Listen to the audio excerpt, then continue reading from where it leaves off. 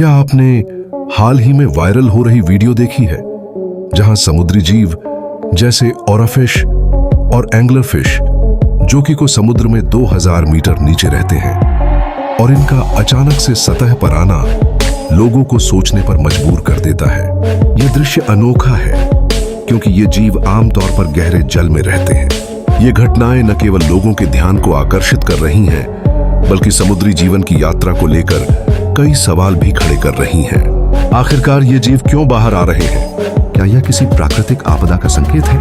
वास्तव में यह पहली बार नहीं है जब ऐसे दृश्य देखे गए हैं। जापान में 2011 में आई सुनामी के पहले भी समुद्र की गहराइयों से जीवों का सतह पर आना देखा गया था। ऐसे में यह स्पष्ट होता है कि समुद्र की गतिविधियां केवल एक संयोग नहीं है।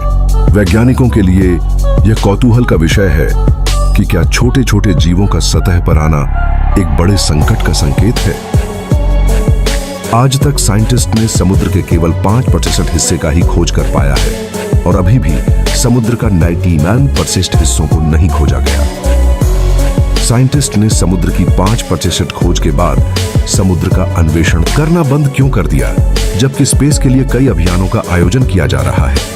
यहाँ सवाल यह उठता है कि क्या उन्हें समुद्र में कुछ ऐसा दिखा जो साइंटिस्ट हमें बताना नहीं चाहती। इस बीच लोगों के मन में यह धारणा तेजी से बन रही है कि समुद्र में एक विशाल जीव जिसका नाम लेवियाथन है वह जाग रहा है। यह जीव इतना विशाल बताया गया है कि यह हजारों जहाजों को एक साथ निगल सकता है।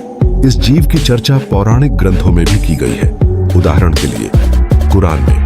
लेकिन क्या वास्तव में ऐसा जीव इस धरती पर मौजूद है? क्या विज्ञान इस जीव के अस्तित्व के ठोस सबूत पा सका है? अंत में यह सोचने वाली बात है कि यदि लेवियाथन सच में है तो वह संसार का सबसे बड़ा जीव होगा।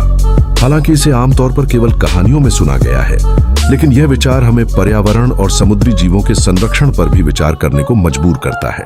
आप क्या सोचते हैं? क्या ऐसी कोई चीज वास्तव में हमारे संसार में है या यह महज कहानियों का हिस्सा है? अपनी राय हमारे साथ कमेंट में शेयर करें। धन्यवाद।